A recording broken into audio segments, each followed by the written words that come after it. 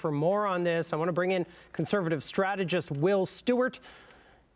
Will Stewart from Enterprise Canada. Will, Anita Anand's Oakville East riding considered a toss-up with the Tory candidate Ron Shinzar. How important is it for the Conservatives to start flipping Liberal ridings in the 905? Hey, thanks for having me on, Matt. It's an important night. It's like the Super Bowl of politics for us tonight. And it's going to be a lot closer game than I think we expected as we got into it. But you're right, Oakville East and West, very important ridings. Of course, Anita Anand had decided she wasn't going to run again. When the fortunes started to turn, I guess Mark Carney convinced her to run again. That is definitely a riding that the Conservatives have their eyes on, as is the riding next door in Oakville West with Tim Crowder running. Great guy with a lot of economic background, working at TD Bank. Great family guy that lives in the riding for a long, long time, and he's looking to pick up that seat for the blue team tonight, too. What are you thinking right now? I'm hearing that the the Tories were already able to flip one Liberal riding in Newfoundland. What are you seeing as a strategist as we start to get these results in tonight?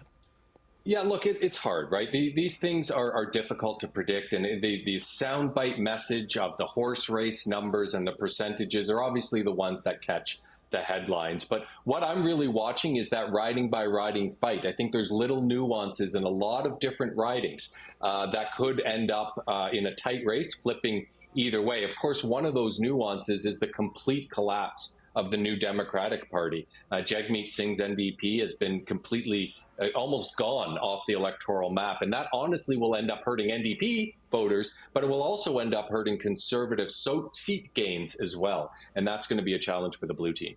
Do you think that Poilievre and the Conservatives did enough to try and grow the party this election?